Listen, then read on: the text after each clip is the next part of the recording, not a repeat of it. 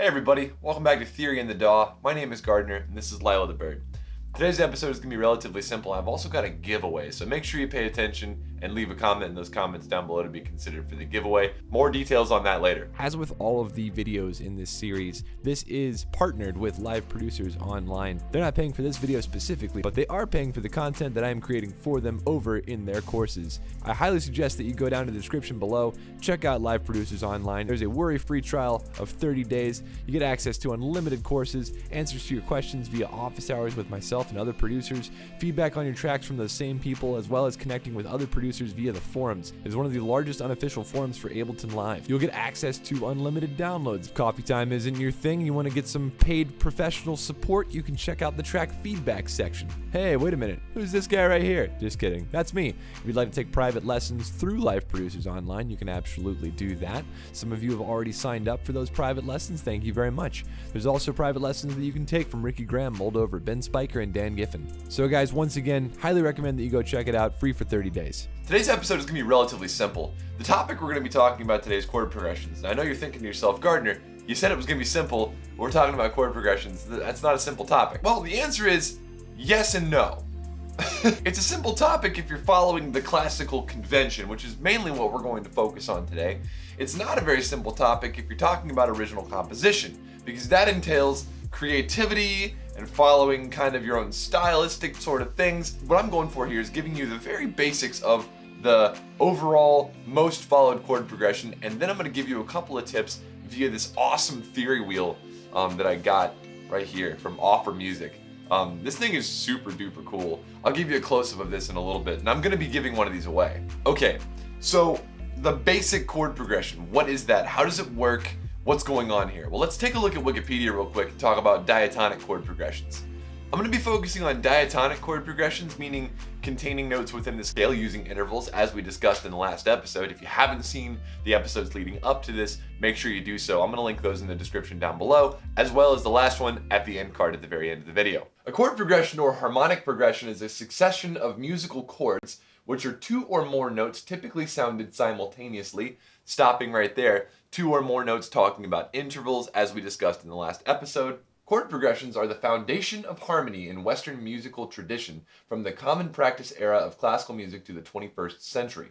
Chord progressions are the foundation of Western popular music, like pop music, rock music, country music, etc., and traditional music like blues, jazz, classical. In these genres, chord progressions are the defining feature on which the melody and rhythms are built. Okay, so unpacking that, the chord progression is the foundation for the song. It's the foundation for the harmony, which is why it was really important that we talked about harmony first. And now we're going to talk about chord progression. So how are we going to use the material from the last video in order to make music? And this video and the next video are going to talk a lot about harmony, harmonic rhythm. So today we're just going to focus on what is the basic chord progression. Well, here's the thing. There is a basic chord progression. There is sort of the logical chord progression that all the notes follow due to tendency, which we're going to talk about a lot today. So what is musical tendency? In order to talk about tendency, we need to talk about function. Now, this is going to get into a really heady topic called functional music theory, and there's a lot of people that argue that functional music theory is part of the reason that things sound so similar and so bland, but we're going to talk about it anyway. So diatonic functions, meaning functions within the main chords of a key. The 1, 2, 3, 4, 5, 6, 7 back to 1. There's only 7 diatonic chords if we're talking about that. What is the function of these chords? And you've got this table right here. I would highly recommend that everybody go to the description below, grab this link, and just keep it as a reference. But basically, you've got the tonic, the supertonic, the mediant, the subdominant, dominant, submediant, leading. What does this mean? These are all based on scale degrees, right? The 1, 2, 3, 4, 5, 6, 7 scale degrees. And again, the intervals being the same thing, right? Your second, your third, fourth, fifth, sixth, etc. There's a seven theme here. There's a theme of sevens in music theory. And it's because there are 7 notes within a major or minor scale or a modal scale based on Western music theory. And the degree, right, the note itself has a tendency to do something. The strongest of these would be 4, the 4th scale degree, which would be Fa, and 7, which would be T or Te, depending on your solfege that you use and what key we're in and whether it's major or minor, that sort of thing. So talking about tendency, certain notes want to resolve up or down depending on where they are in the scale. And I could go into a larger lesson on this, and I will eventually, but we're not going to talk about it too much today. Just understand that there is gravity, there's tonal gravity, there's pull. And so that concept of tonal gravity, meaning certain chords gravitate towards other chords, things are in motion, right? We're talking about the journey that a note takes over time, the journey that chords take as they progress, right? Chord progressions. Things are progressing over time, and they sort of follow a pattern. And I'm gonna lay it down on you right now. Here's the pattern. This is the most common chord progression for both major and minor, and the way this reads is this. Starting at the top, minor 3 leading to minor 6, upper and lowercase Roman numerals means major and minor, okay? Minor 3 leading to minor 6, leading to either minor 2 or major 4, leading to major 5 or diminished, that's what that little degree symbol means, diminished 7. And then it can either resolve to 1, meaning that we can stop there, or it can go back around using diminished 7 back to minor 3. And this can keep going and going and going, but this is the direction that things like to go. The same thing for minor. We have major 7 to major 3 to major 6, and then can either go to diminished 2, leading then to 5, or diminished 7, leading to minor 1, or we can take that reroute using the minor 4 back to major 7 and looping it. It's called an extended progression. I don't have a really good way for you to memorize this, but I would suggest that you try these out. If you've ever listened to Ratatat, they tend to follow this really well and artfully. Now, that isn't to say you have to follow this, but this is sort of the most natural sounding progression for diatonic chords. So let's talk about this theory wheel, which I'm gonna be giving one of these away. Here's a close-up of what this thing looks like. So the way this thing works is you have the major scale on the outside and the minor scale on the inside.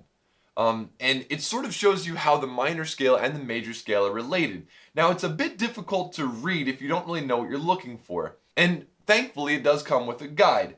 But you can sort of use this to progress through the scale following the circle of fifths.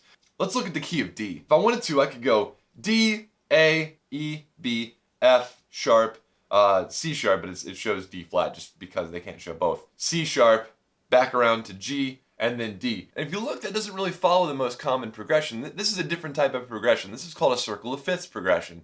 And it just goes on by fifth, by fifth, by fifth. Kind of sounds like Pachelbel's canon. If you've never heard that, go check it out. But it also shows you which of these chords are related. So a G major chord and an E minor chord have the same notes. And a D major chord and a B minor chord have the same notes. It just depends on which one's in the root. So this is also a way to help you build chords if you ever forget it, right? Look again up here at the very top. See, it says G major, right? That's the 4 in the key of D major, right? That's the 4 in the key of 1. These big, large Roman numerals are the diatonic chord names. And it also gives you the other degrees that are used in the chord. Again, looking at the very top here, major 1, and then it has 3 and 5 right next to it in smaller Roman numerals. Those are going to be used to build the chord. So, right, it would be D, which would be the root, right? The 1, then the 3, which would be F sharp, and then the 5, which would be A. And then you put all those together and you get a D major chord. The only confusing thing about this particular wheel is that it doesn't use uppercase and lowercase very consistently.